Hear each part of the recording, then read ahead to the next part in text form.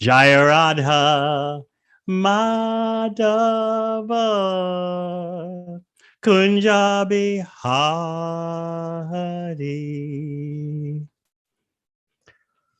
Gopi Janaballabha Giridharadhari Yashodanandana Raja Janaranjana Yamuna Tira Vanachari Jaya Radha Madhava Kunja Bihari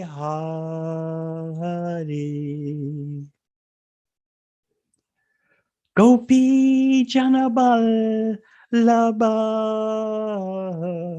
Giridharadhari Yashodanandana Praja Janaranjana Jamuna Tira Vanachari Jaya Radha Madhava Kunja Bihari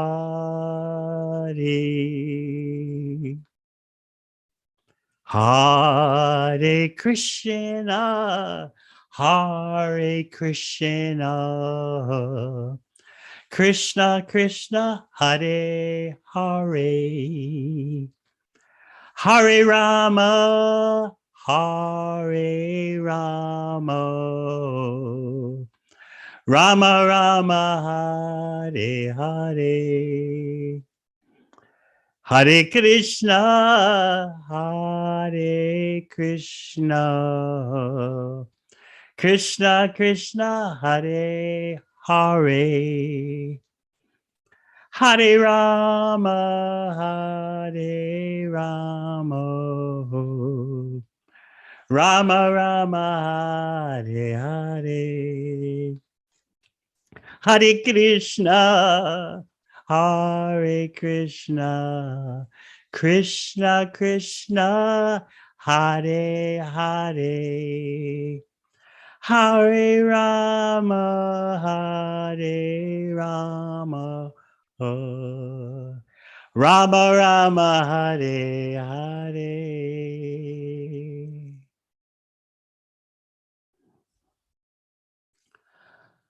Om Namo Bhagavate Vasudevaya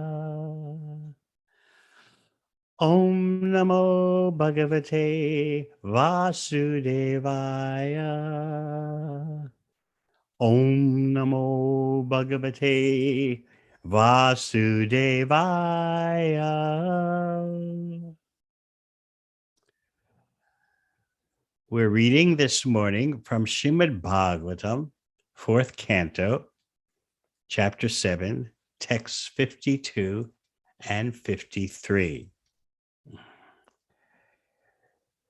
If you want to get your bearings, because I know so many of you are not following verse by verse the temple class schedule at New Varshana, we're at the end of a spectacular cosmological affair, the sacrifice performed by Daksha, the chief Prajapati. He's known as Prajapati Pati, the master of those personalities deputed with populating the universe. And you know that there was a great offense perpetrated at this yajna. The offense was so great that Lord Shiva's wife, Sati, gave up her body. And then all havoc broke loose. The whole yajna became a massive site of devastation as Lord Shiva's entourage of ghosts, ghouls, and hobgoblins tore up the yajna site and sorted out the associates of Daksha, even dealing with Daksha himself. Lord Brahma intervened to calm the situation down after all the havoc. And Lord Shiva easily accepted Brahma's proposal of pacification, because Lord Shiva is known as Asutosh, easily angered and easily pleased. In effect, Lord Shiva is not at all fazed by the tremendous insults that Daksha hurled at him, insults so painful that Shiva's wife, Sati, couldn't bear hearing this, because she's the daughter of Daksha. She's known as Dakshayani. So she's caught between the proverbial rock and the hard place, in that she's attached to her husband and she's attached to her father. And her father is insulting her husband. Lord Shiva warned her, you go to this sacrificial arena, this great event, and you'll be in such distress that danger will result, because your father doesn't like me. Everyone knows that. Your father looks down upon me, thinking I'm just a strange personality who wears garlands of skulls and smears his body with ashes and lives under a tree. So the father is wondering, why did I allow my daughter to be associated with such a personality like Shiva?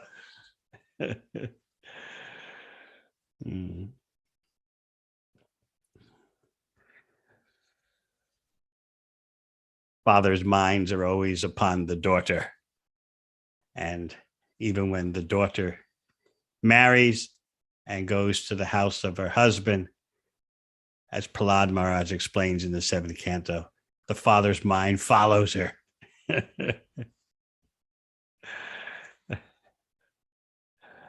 I know in the case of my service as a spiritual father, although it's spiritual, still the spiritual daughters put the father in anxiety.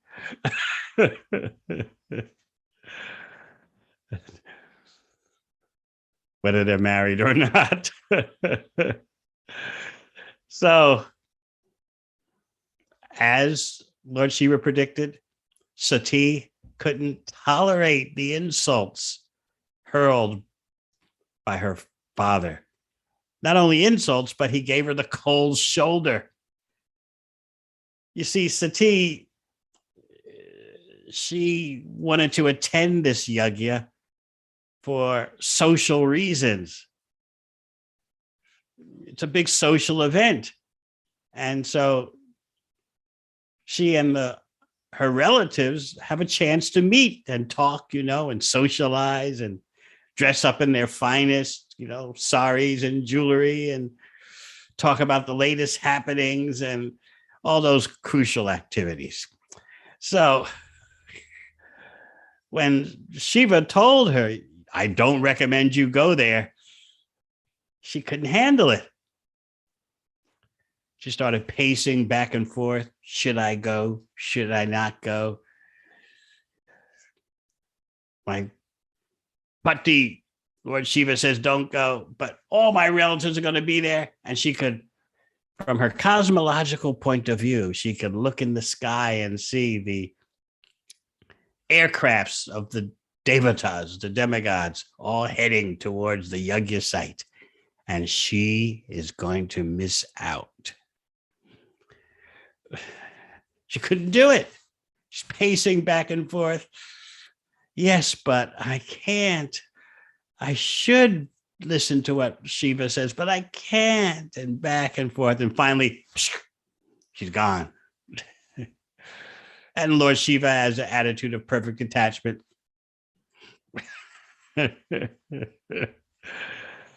What can be done, so be it. And indeed, as Lord Shiva predicted, her father, upon Sati's arrival, gave her the cold shoulder, didn't acknowledge her, although he acknowledged all his other children. And so Sati couldn't handle this neglect by her own father. To make a long story short, because this section about the Yajna of Daksha takes up a few chapters in the fourth canto, so don't expect me to recap everything. But it's very interesting how it's such a stunning and extraordinary event in terms of its cosmological implications. You're dealing with living entities far beyond the abilities of human beings, far beyond the level of human beings.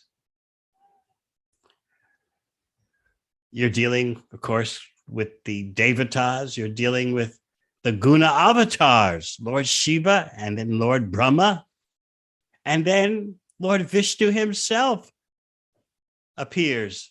Once everything has calmed down, Lord Vishnu himself appears as the sacrifice proceeds as it should have from the beginning. But there was a huge disruption. The whole sacrificial arena was devastated. And then Brahma comes, as we said, to help everyone make amends. And Lord Shiva tells Brahma, I'm not attached. If you want reconciliation, it's not a big thing for me. And my chastising of Daksha and the other offenders was done like a father chastising his son. There was no enmity. Yes, Daksha lost his head, but literally lost his head. But that we can fix that. Let there be the head of a goat put on Daksha's neck, and that way he lives. No problem. What's one head or another head, whether it's a human head or a head of a goat? This is Lord Shiva.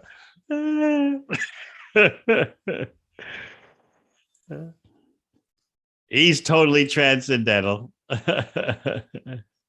So he assures Brahma that I've got no grudges. I've got no axe to grind. I've got no rancor. I want no revenge, even though my wife gave up her body with her mystic power and disappeared. Still, I'm Lord Shiva, you know. These things happen, and I'm happy sitting under my tree, body smeared with ashes, wearing a garland of skulls, and just chanting Hare Ram, Ram Ram, Hare Hare, Hare Ram, Ram Ram, Hare Hare. That's what Lord Shiva chants.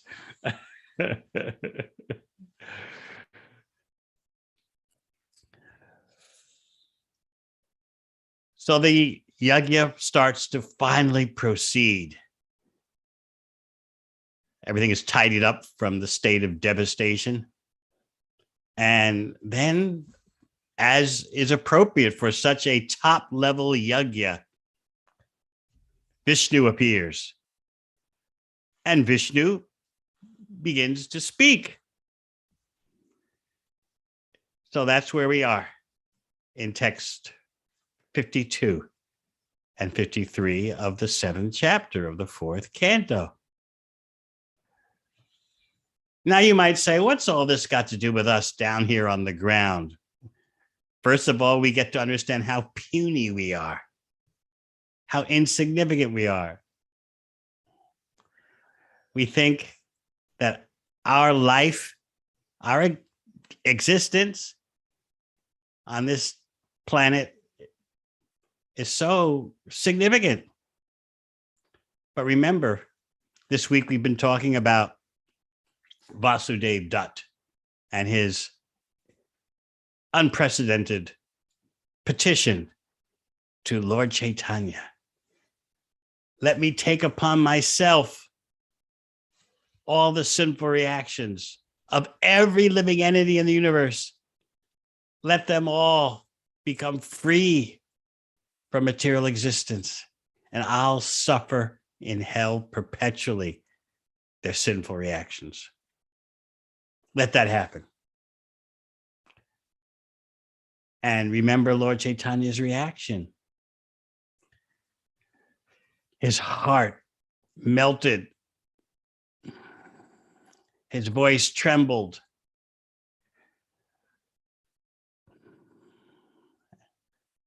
He became overwhelmed emotionally. Yes, the Supreme Personality Godhead can become overwhelmed emotionally. And Lord Chaitanya explained to him, you don't have to do that. You don't have to take upon yourself such suffering of every living entity in the universe. Remember, those of you who heard class a few days ago, how Srila Prabhupada and Srila Bhakti Siddhanta Saraswati Thakur point out that you don't know magnanimity and mercy on this scale as demonstrated by Vasudev Dutt.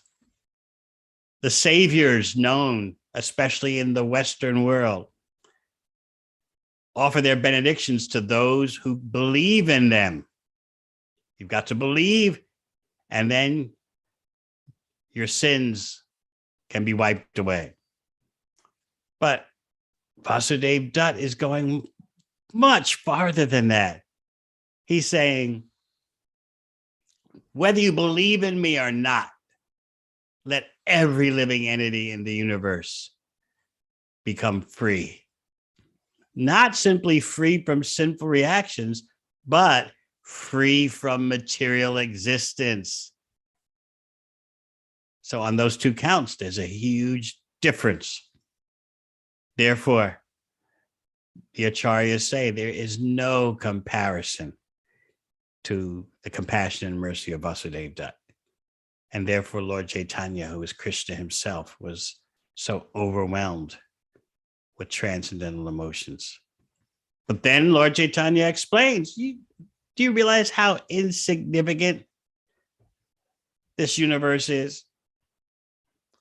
And he gives 3 examples about the universe, first of all, and then about the whole packet of material energy itself, which includes countless universes. So he says, number 1, and some of you may have heard this a few days ago, but it's so incredible, so inconceivable, and so nectarian. What's wrong with hearing it again?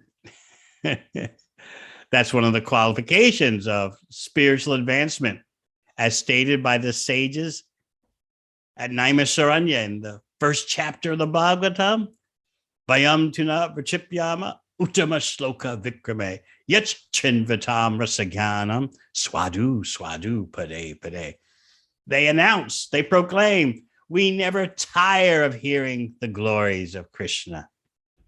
Those who are properly situated in knowledge, those who know what they're talking about, those who are expert in rasa, loving exchanges between the Lord and his devotees, those kind of persons relish hearing the glories of Krishna again and again at every step after step. So this is what we're aspiring for. We know that we're starting to recover from our material disease when hearing about Krishna is newer and newer.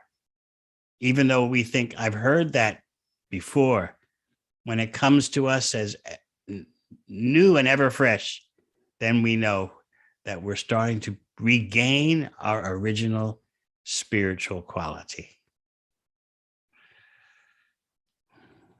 So Lord Chaitanya said, first of all, consider the example of the Udumbara tree with millions of fruits.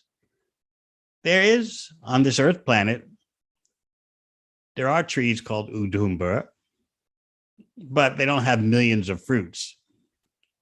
The Udumba tree on this planet is called a cluster fig tree.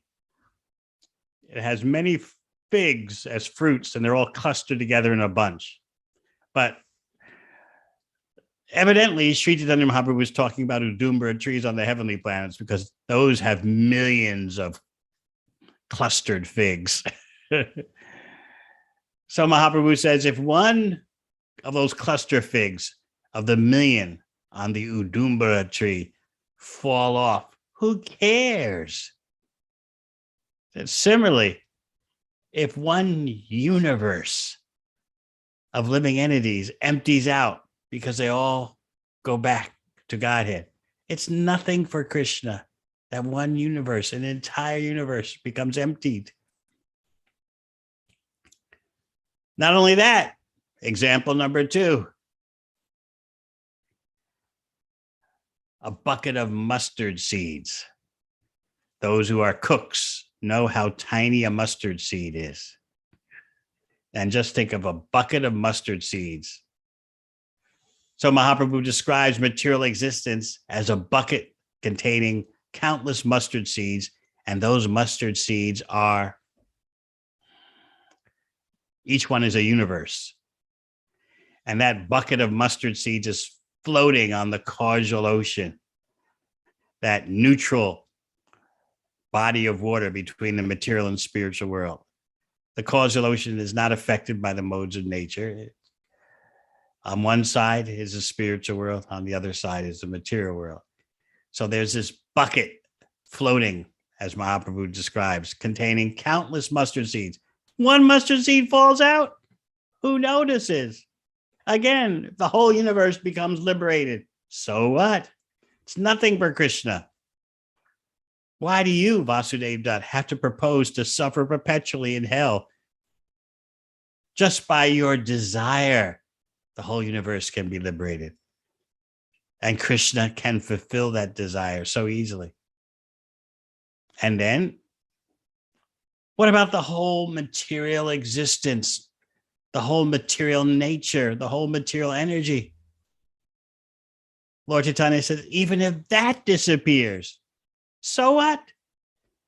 And he gives the example of someone who has a herd of kamadhenus, wish-fulfilling desire cows that each one can give whatever you desire. And you have a herd of millions of kamadhenus. Every household would like just one kamadhenu. So all the desires can be complete at last. But just think, millions of kamadhenus are in your herd, along with one, Mahaprabhu said she-goat, but we'll be contemporary. We'll say he-goat and she-goat.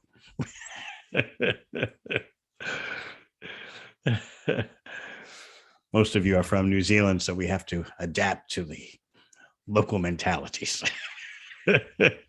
Preaching according to time and place. So millions of kamadhenus in your herd, and a he-goat or a she-goat happens to disappear. What do you care? What's the value of a he-goat or a she-goat compared to a kamadhenu, especially when you got millions of these wish-fulfilling cows? So Lord Chaitanya says, even if Krishna loses the entire material energy, it's nothing for him compared to the glories of Vaikuntha, the opulences of Vaikuntha.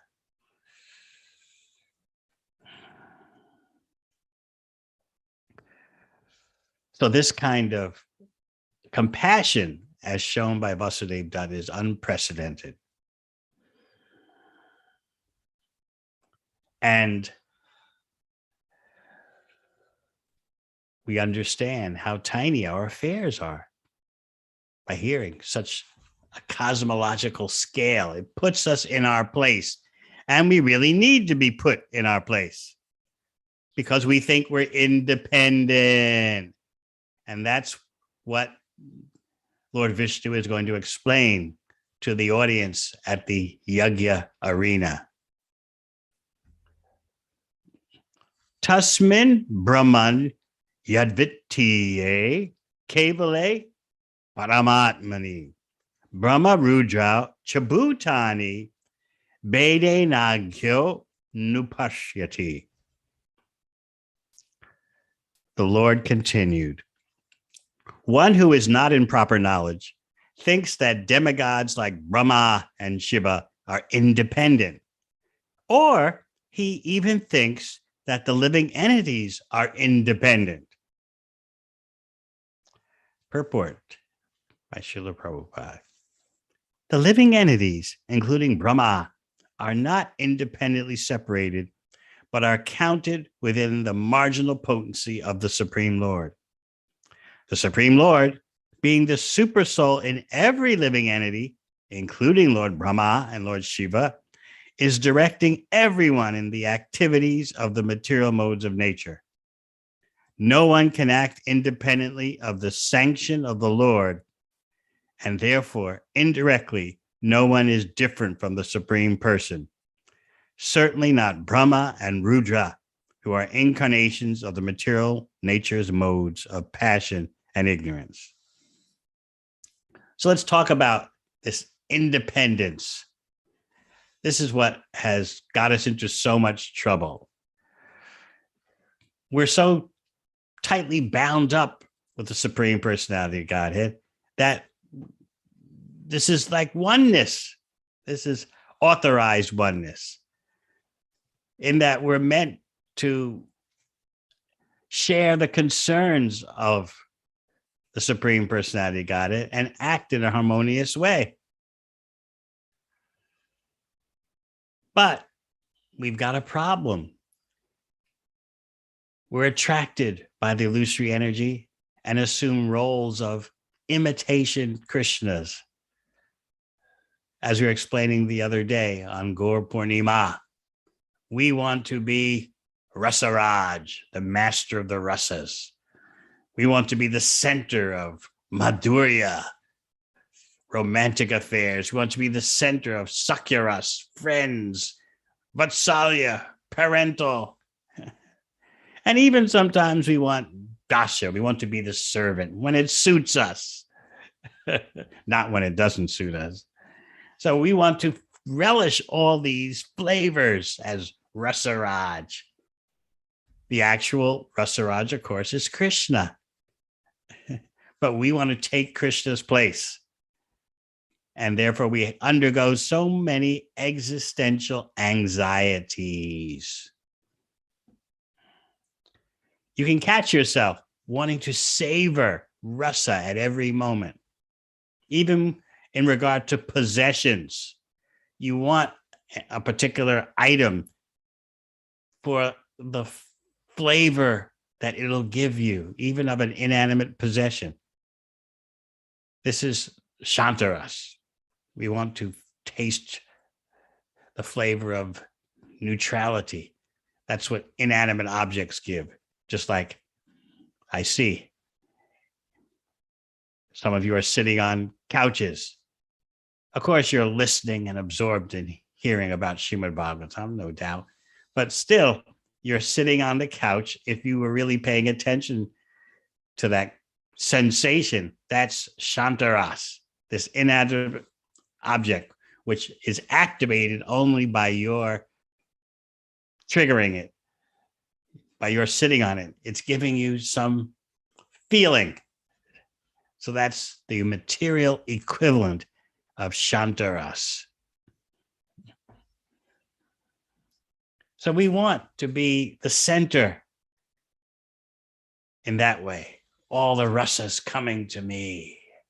What are you doing for me? What rasa are you giving to me? Justify your existence in this material world by giving me rasa, giving me a flavor.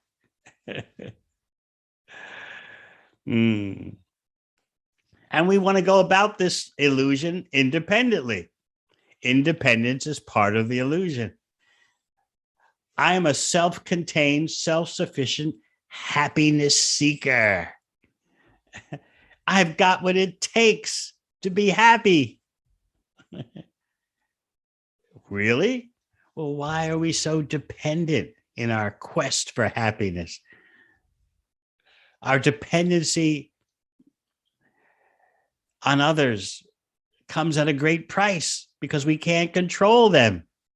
That's why I always explain, as soon as you try to enjoy in material existence, you have to try to control, because your happiness is dependent on other things and other people. And they've got to do things right for your pleasure. So you try to control, influence, because you're dependent. No one likes to think that they're dependent. They just like to think, I'm doing what I got to do to get over, to get by. What's the big deal? Everyone's trying to cope in that way. But no, you're manifesting your dependence on others and other things besides other persons. And in this way, you hope to be happy. You're not self-contained. You're not Atmarama. So by going outside of yourself to be happy, you take such a risk. Remember the 5th canto? You're entering the forest of material enjoyment, just like a merchant goes deep into the forest to find some, who knows, elephant tusks or titanium or gold or oil or something. Takes a risk because the merchant wants a profit. So we take a risk by interacting with others, by accumulating this item, that item. We're taking a risk in that we can't control, although we try, we can't control these external items or personalities. And we get so angry when they don't do what we want. Can you feel that anger in you? Remember the mantra I often explain, and you fill in the blank. 4 words and then blank. And it sounds so logical and normal to us, right? All I want is blank. Right? It sounds so logical and so appropriate. And you just vent at the other person.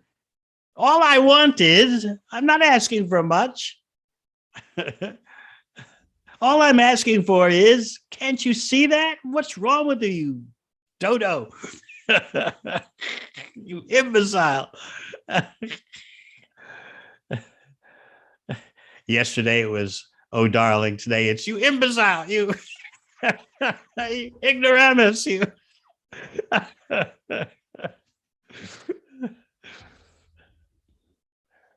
We don't like being dependent on others most of the time. Sometimes we do, because that's a particular flavor. Yes, do with me what you like. Your wish is my command. That's only sometimes that we want to taste that kind of flavor of servitorship. But generally, we want to be the master of this situation, that person, because we think we're independent of Krishna. But the fact is, you cannot fulfill your desires separate from Krishna. You cannot even fulfill your material desires. What to speak of spiritual desires? We're so helpless. And we don't like that. We don't like being so helpless. Like a little child, a 4-year-old child announcing to the parents, I'm doing things my way from this moment onward. I'm taking care of myself. You don't tell me what to do. I'm going to present to you my agenda. And you parents will accomplish my agenda. Everyone knows this is nuts. But this is what we do to Krishna. This is the story of our life in material existence. Independent. In our mind only. So here, Lord Vishnu is explaining that someone who's seeing faultily thinks Brahma and Shiva are independent. Or such a person even thinks that the living entities are independent. So this is highlighting, Vishnu is highlighting a problem that we have to sort out for ourselves. We think we are the independent happiness achievers. And all we have to do in life is to sort out our circumstances, set ourselves up, and happiness will come our way. We don't realize how we're bound by our karma, bound by the modes of nature. So we're lost in our mind. We're concocting, like someone who sees celestial towns in the sky, or someone thinks they see horse eggs. we fantasize. All of material existence is a fabrication from our mind, as Bhagavatam will explain to you in purport after purport. Material existence is lived in the mind. So first, Vishnu deals with the independence, the false sense of independence, which destroys our spiritual reality of cooperating with Krishna. So what next? Text 53. Yata puman nasrangeshu shira panya dishu kvachit parakya buddhim kurute evam bhuteshu matparaha. A person with average intelligence does not think the head and other parts of the body to be separate. Similarly, my devotee does not differentiate Vishnu, the all-pervading personality of Godhead, from anything or any living entity. So in the purport, Srila Prabhupada writes, whenever there is disease in any part of the body, the whole body takes care of the ailing part. Similarly, a devotee's oneness is manifested in his compassion for all conditioned souls. Bhagavad Gita 5:18 says, Pandita Samadarshanaha. Those who are learned see everyone's conditional life equally. Devotees are compassionate to every conditioned soul, and therefore they are known as aparakya buddhi. Because devotees are learned and know that every living entity is part and parcel of the Supreme Lord, they preach Krishna consciousness to everyone so that everyone may be happy. If a particular part of the body is diseased, the whole attention of the body goes to that part. Similarly, devotees care for any person who is forgetful of Krishna and therefore in material consciousness. The equal vision of the devotee is that he works to get all living entities back home, back to Godhead.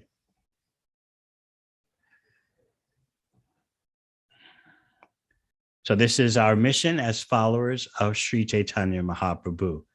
Somehow or other, we need to be connected to efforts of equal vision, seeing all living entities as parts of Krishna, and we understand their happiness and distress. Remember the verse in the 6th chapter of Bhagavad Gita where Krishna talks about a perfect yogi who sees the true equality of all living entities, whether they're happiness or distress. So this verse can be analyzed on different levels. First of all,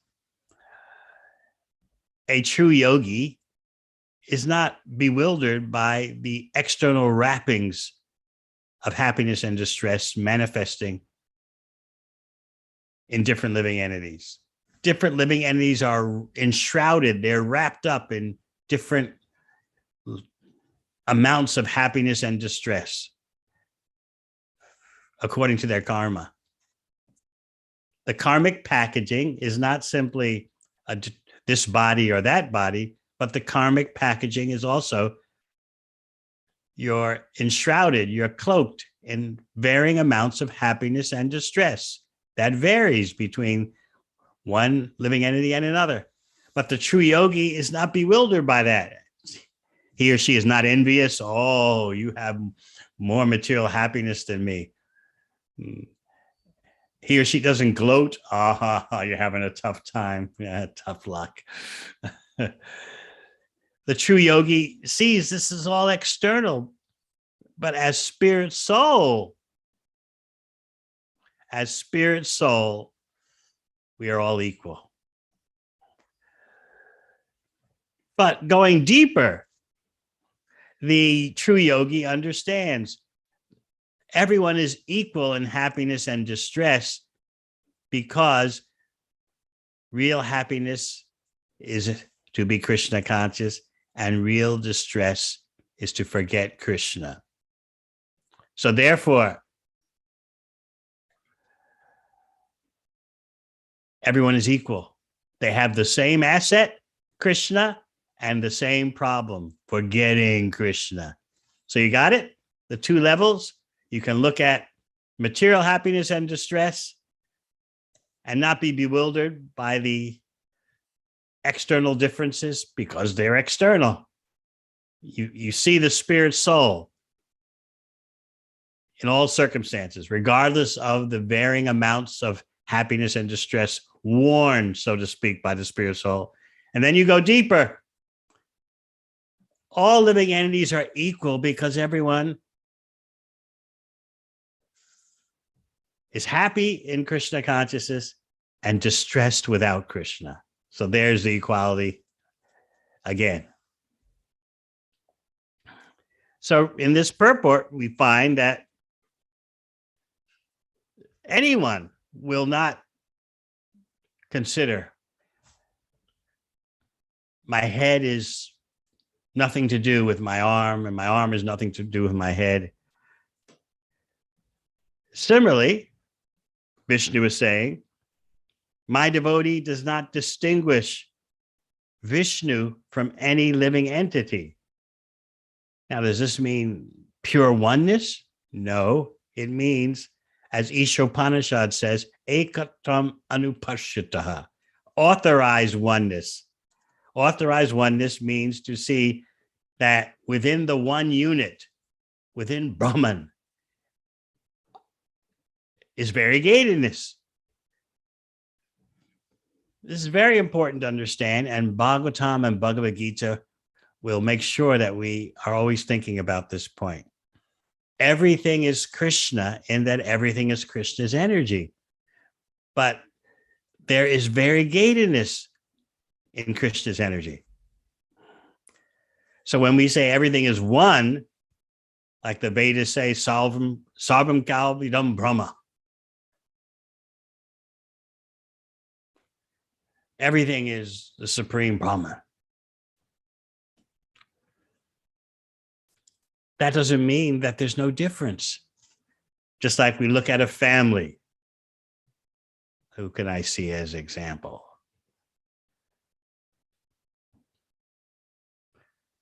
So we see Anantanag and Gokul Lila. You could say they are one, but then again, they are different.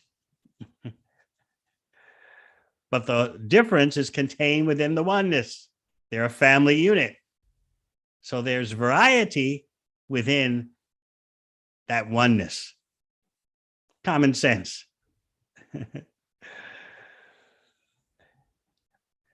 It's a fact that ultimately, if you really try to understand, and I don't recommend it, you try to understand Mayavad notions, they're nuts. It's crazy. But it's craziness packaged so cleverly by Lord Shiva himself as Shankaracharya that you'd be lost for lifetimes trying to sort it out, trying to untangle it. But here, Vishnu is making it easy and direct for you, speaking at the sacrificial yajna. My devotee does not differentiate Vishnu, the all-pervading personality of Godhead, from anything or any living entity, because the energy is not different from the energetic source. The dairy example I often give. I see Julian Yatra there, so I'll give a cow example. That the milk is non-different from the cow, because without the cow, there's no milk. You city people understand that? Milk doesn't come from the shop, it comes from a cow. So you can say the milk and the cow are one. But if you boil the milk, are you boiling the cow? No. So they're different. So this is an example. This is an example of Achintya Bheda Bheda Tattva, inconceivable simultaneous oneness and difference. Another example, when there is heat or light, you know that there's a fire somewhere. But when you have heat and light in your room, doesn't mean that you have a fire right there in your room. But the heat and light are emanations from the fire. They're not fire in of themselves, but they're dependent on the fire for their existence. So in this way, we have authorized oneness, as Sri Ishopanishad says, Ekatam Anupashyataha. And we're being urged by Srila Prabhupada in this purport to go further. See that oneness and then be compassionate for all conditioned souls. Because every living entity is part of Krishna, how can anyone be happy without Krishna? So one last point before we take some questions. Krishna in the 6th chapter of Gita is explaining how a true yogi sees the true equality of all beings, never mind their happiness and distress packaging, or take into account that the happiness and distress is truly on the platform of Krishna consciousness or no Krishna consciousness. So the true yogi sees that equality. And what does Arjuna say in the next verse? I can't stay on that platform of seeing with that kind of equal vision. He's saying, as the acharyas explain, I can maybe pull it off for 1 or 2 days, seeing everyone as equal in their happiness and distress, not wishing unhappiness for my enemies. I can keep that level of consciousness for 2 or 3 days, and then that's it. The acharyas point out that Arjuna is saying, look, you expect me to see with equal vision Yudhisthira and Duryodhana? You expect me to see with equal vision my brother, my saintly king brother Yudhisthira, and then that dacoit Duryodhana, that royal dacoit, that royal criminal mobster? I can pull it off for 2 or 3 days at most. But that's all. before I start wishing ill for my enemies and pleasure for my friends, my allies. So, what's to be done? Material nature is too strong and the mind is too strong. Chanchalam himana Krishna. And then, as you know, Krishna responds, what I say is possible, but it takes some practice. So Arjuna is being for real. He tells Krishna, I can't handle this for more than a couple of days, being on this absolute platform. Sometimes devotees say like that, I hear what you're saying, Gurudev, but, push comes to shove. I just got to be what I got to be and got to do what I got to do. And I want to do what I want to do.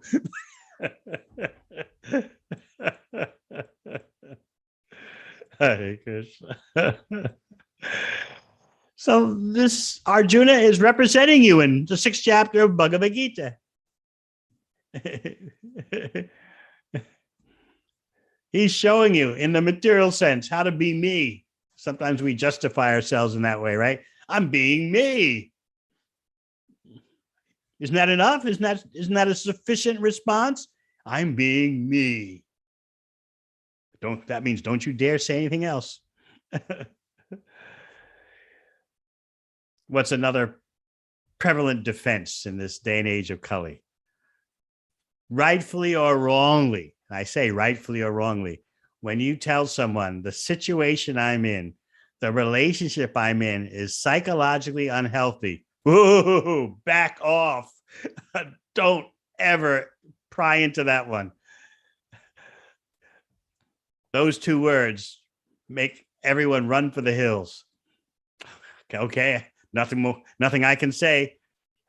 You deem your situation, you deem your relationship as psychologically unhealthy.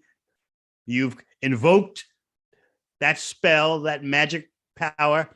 Okay, nothing more can be said. So this is the nature of the present day and age of Kali. It's all about me, and anything that doesn't make me feel good must be psychologically unhealthy.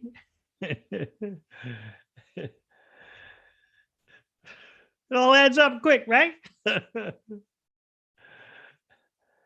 Let's see, all the things in our life that could be psychologically unhealthy. Well, first of all, the regular principles. Oh my God, what's wrong with being human and just doing what you feel when you feel it, These Hare Krishnas have these regular principles which destroy all opportunity for satisfaction in life. Oh, really? Well, why aren't those who are drowning in unregulated activity, why aren't they happy? Oh, but they could be. They just have to make an adjustment. And one day, anyway, just for a weekend, they'll be happy. Such a miserly standard we have.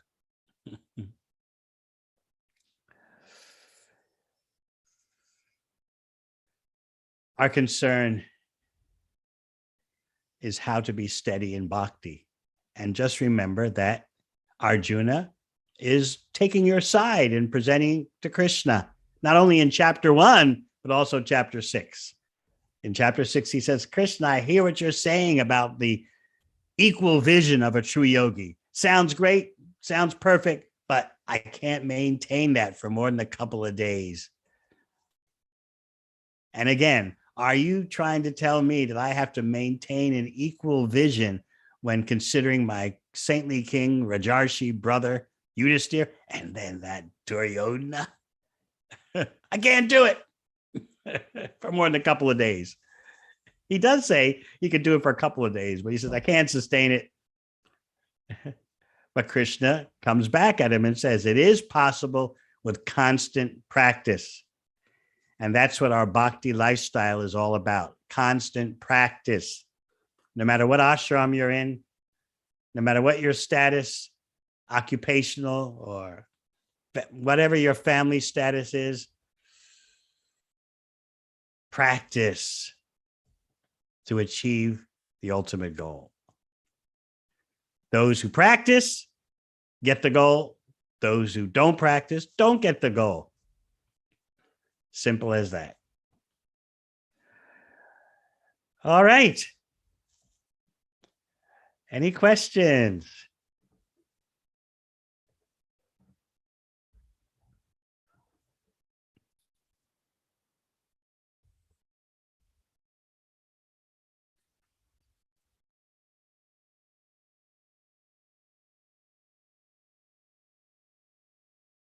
Just plug this back in. I guess you're I'm listening.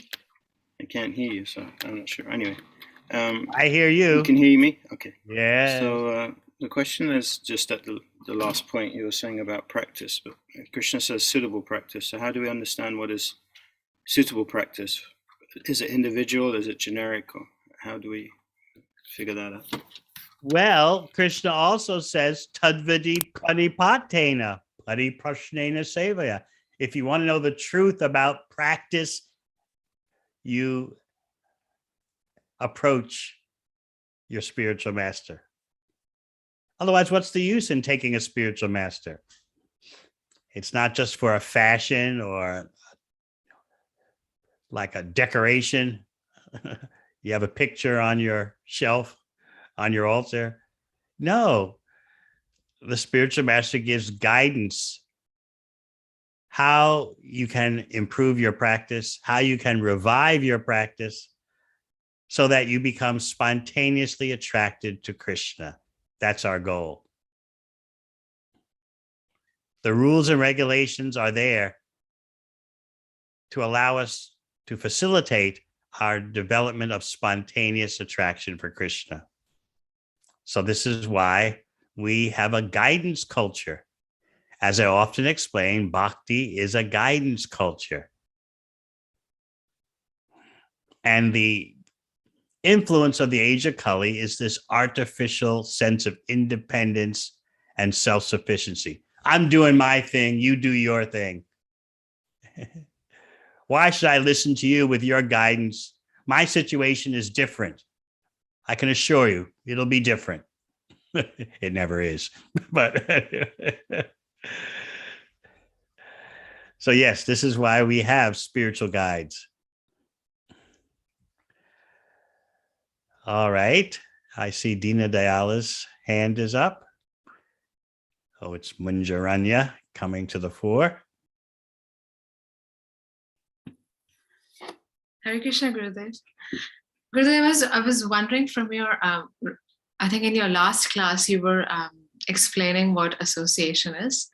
And you were explaining that association means that that when we hear the words of a saintly person, that we contemplate them and then we act on them, we apply them. So I was wondering, when it comes to philosophical points, how do we actually apply them in our life? Like, for example, this point of Rasaraj that you're making. How do we not be a Rasaraj? Like, how do we apply it? By our service, our devotional service in which we're praying, may this service give Krishna pleasure. Let Krishna relish.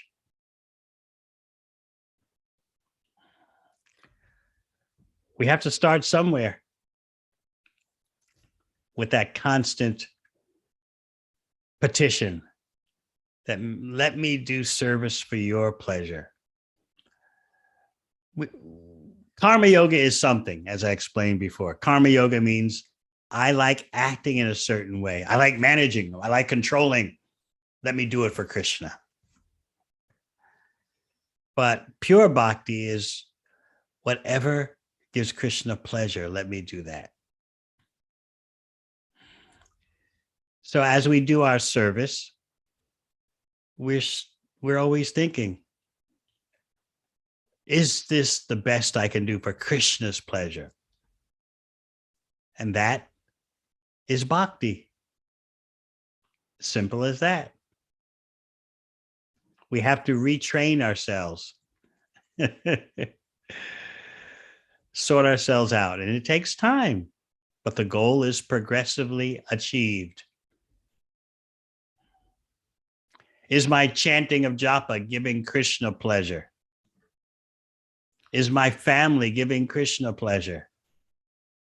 Or is it all about me in a false, independent sense?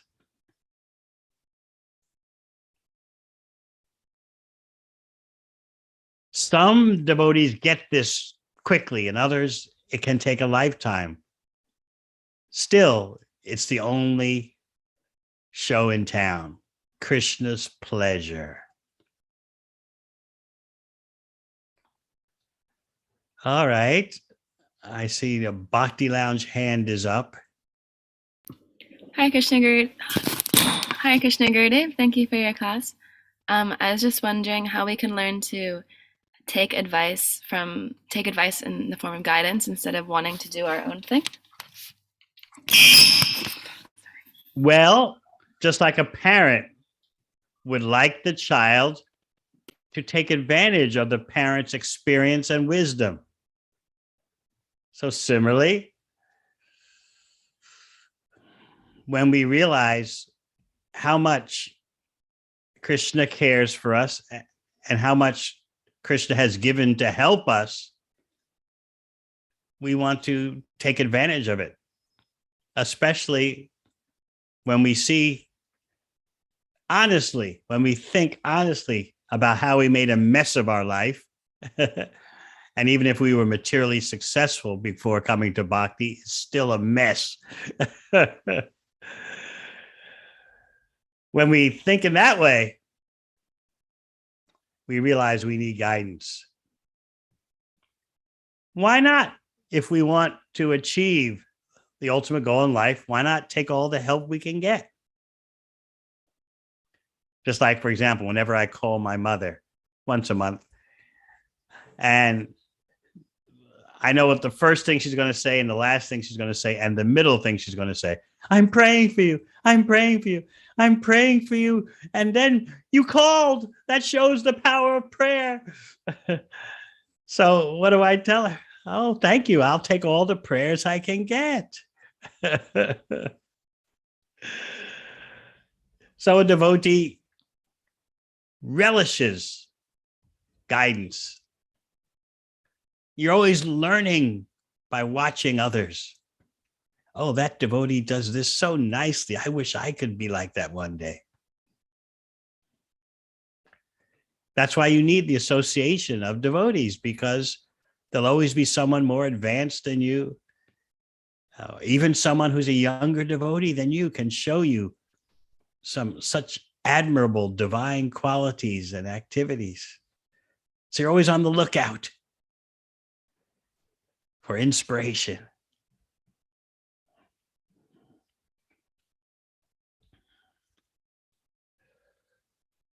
And there's no need to reinvent the wheel. The wheel is already invented.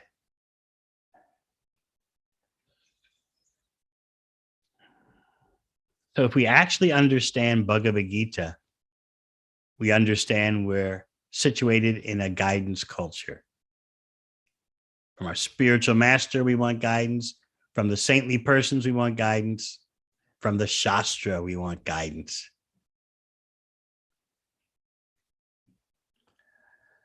All right, Bhadrasena's ashram. I see a hand up. Hare Krishna Gurudev. Thank you for class. I was just wondering, you were saying that Shiva, he chants Hare Rama. I was wondering, why does he chant Hare Rama and not Hare Krishna? Because he's Shiva.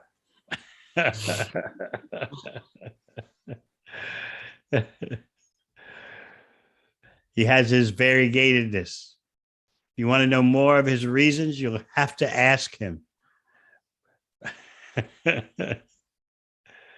But he likes it better when you direct your attention to Vishnu. Therefore, as I'm sure you've heard, Vaishnavanam Yata Shambhu. Lord Shiva is the greatest Vaishnav. He's the greatest devotee of Vishnu.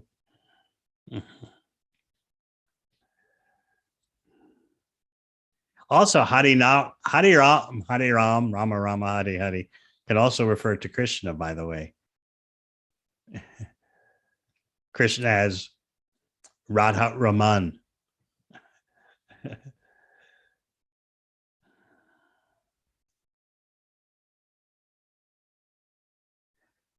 All right. We see the Brahmachari ashram. A hand is up.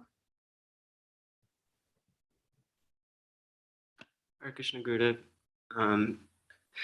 How can the devotees appreciate and perceive more the long-term effects of Sankirtan, and that there's so many books distributed, but not as many not many people taking up sadhana bhakti seriously? First of all, a real disciple carries out the order of the spiritual master. Never mind so-called failure or so-called success. Just like Prabhupada, we're following his footsteps. He came out of India to the West, and he said, I never expected anyone would take seriously what I'm presenting. Following the four regular principles, they would think this is madness. But I still endeavored, he explained, to present Lord Chaitanya's mission as it is.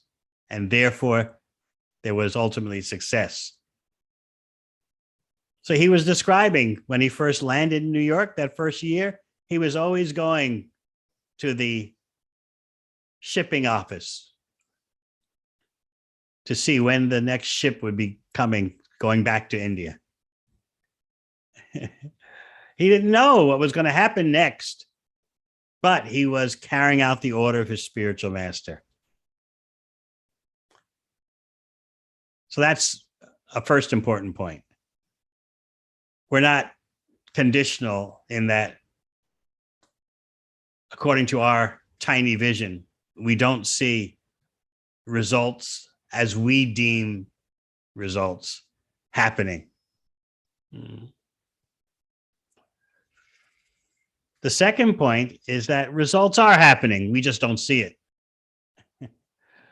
We're so limited in our vision of time. Just like if you were, let's say you're Dinanath. Is that Dinanath on Dinadala's lap? You didn't ask a question today. You must be sleepy. So just like if you say to Dinanath, one day you'll be at the university. You go, what do they do at the university? What kind of toys do they have there? What will my mother's lap feel like when I'm at the university? He can't figure it out. So far beyond me when I'm at the university. How old are you now, Dinanath? 6 years old. So for him to think about what life will be like when he's 21, he can't imagine that. So similarly with our tiny brains, we cannot see the scope of Lord Chaitanya's Sankirtan mission. We just say, oh, well, I don't see any big results. We can't see the spiritual effects. We can't even see the gross and subtle material effects.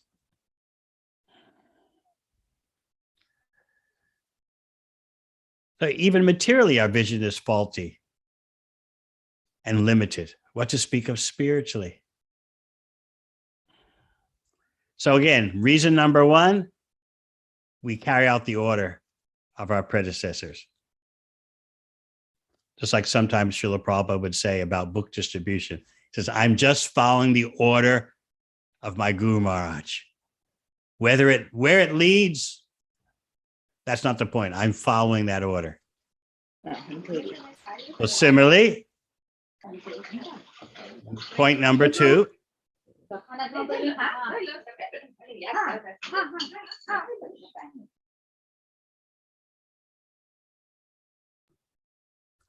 Similarly, we don't see even the material effects of the Sankirtan mission. So many persons interested in reducing meat eating, so many persons interested in so-called mindfulness. These are all reflections caused by the Sankirtan mission. They're not the light, but they're reflections of the light in darkness. But it's something, material reverberations.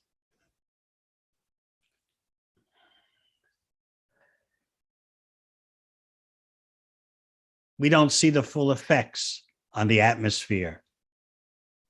What to speak of seeing what Kaviraj Goswami says in Chaitanya Charitamrita, the universe is already flooded. What? The universe is already flooded with Krishna Prema? I don't see that. Yes, we don't see it. We don't see the potentiality. So we have to upgrade our vision if we really want to understand what's going on.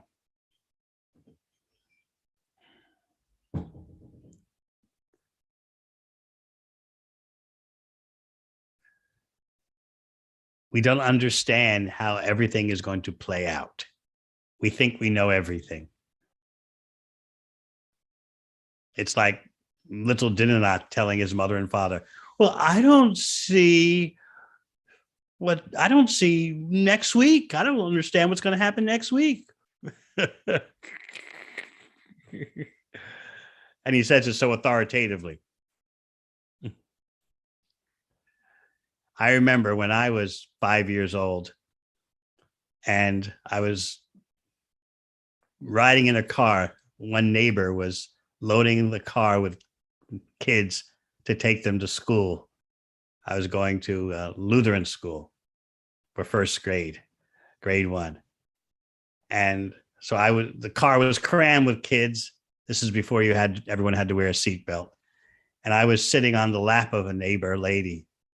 And there were about 6 kids in the car, and her husband was driving.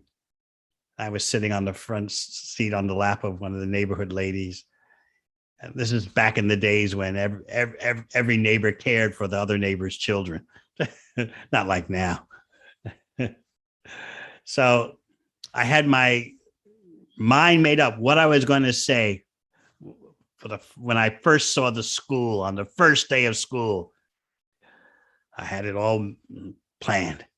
And as soon as I saw the school, as the car pulled up, I said, "This is the school that I do not like." I said it so authoritatively, made a conjunction. What did I know? But I said it so forcefully and so with such contemplation. Of course, the neighbor whose lap I was on just ignored me. Okay, out the door you go.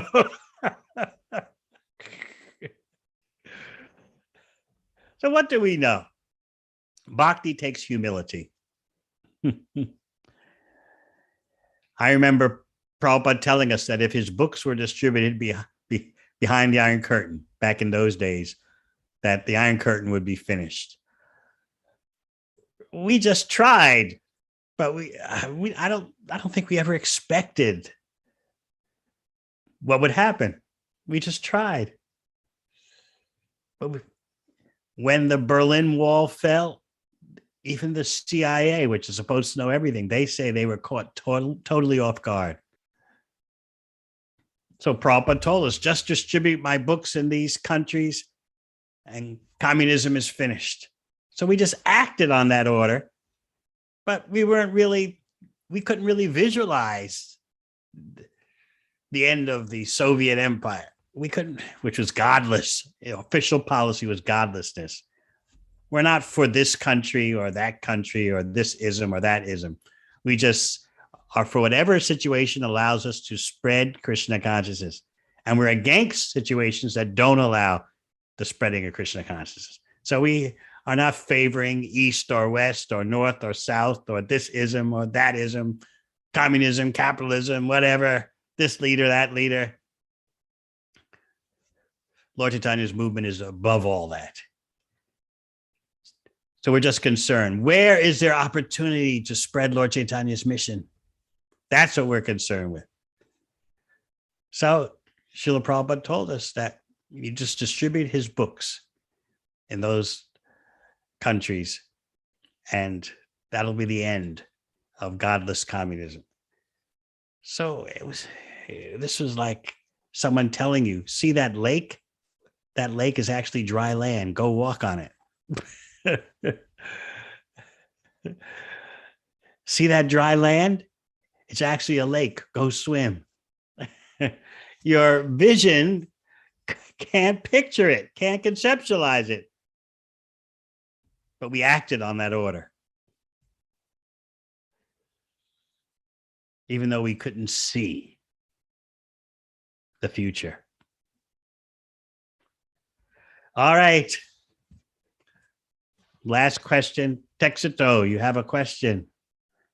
All the way from South Africa? You're still in South Africa, or where are you? I'm in Mozambique right now. Mozambique. Yes. This is truly an international Zoom call. He's online from Mozambique. I don't think most of the listeners know where Mozambique is. But you are here, and we are grateful. Krishna, thank you, Maharaj. Speak louder, please.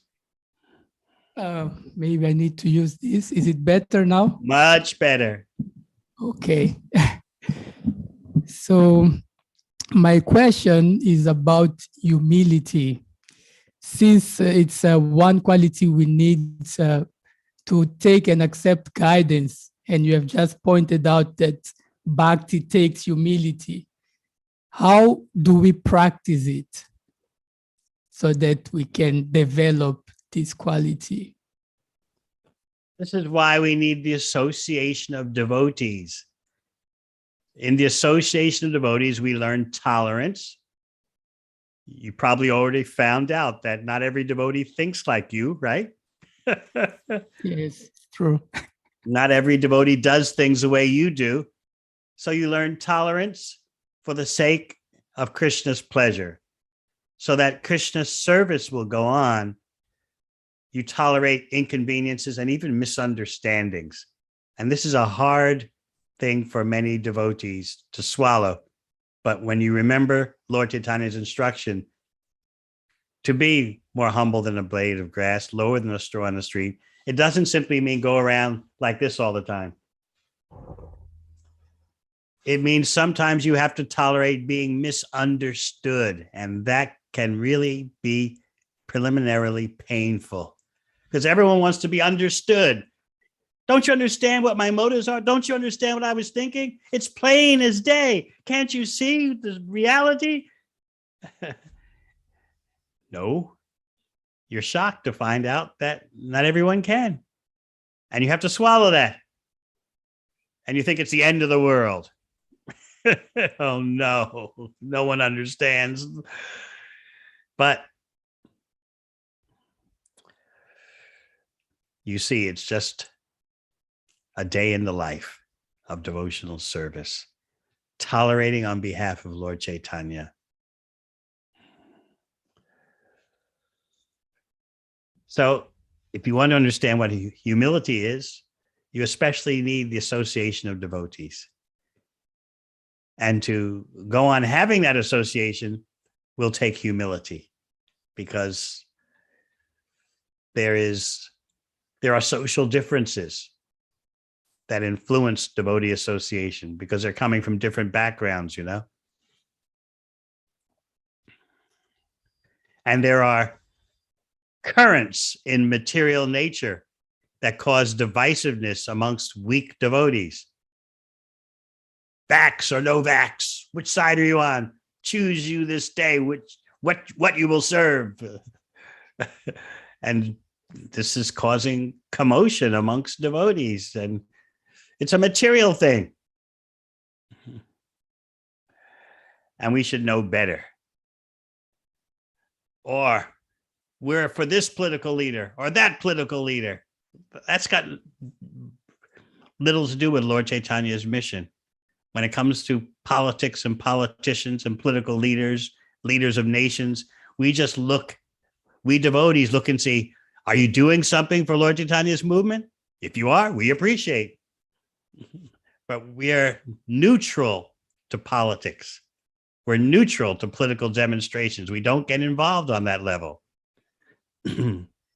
As I was reading the other day, let me reach for it. The statement, which I'm really meditating on, by Srila Bhaktisiddhanta Saraswati Thakur. He writes, there has not been and there will not be such benefactors of the highest merit as Chaitanya Mahaprabhu and his devotees. The offer of other benefits is only a deception. It is a great harm, whereas the benefit done by Chaitanya Mahaprabhu and his followers is the truest and greatest eternal benefit. This benefit is not for one particular community causing mischief to another, one particular country causing mischief to another country, but it benefits the whole universe. So we're above, as bhakti yogis, as representatives of Mahaprabhu, we're above the political fray. And we don't want people to be confused about who we are. We're not aligned with this political view or that political view. We're doing our own thing. We have our own flow. Above body designations. If some political leader, if some government does something favorable for bhakti, okay, we express our gratitude, but we don't merge with them. And we don't want to be confused as being part of any mundane political agitation, mundane political movement. No, we don't want people to see us in that way. We are the pure devotional service party. We campaign for Krishna's pleasure. Lord Chaitanya's mission is above all these temporary comings and goings of politics and governments and political leaders.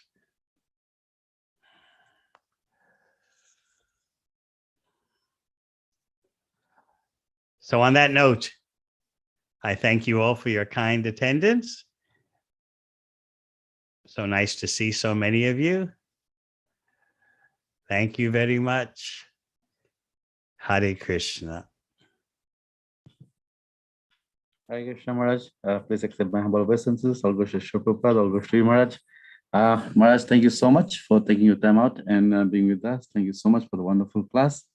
And we hope and pray that we'll see you more often now since you are in New Zealand. And even if you are in Wellington, we can always have this class as well. So thank you so much, Maharaj. Hare Krishna.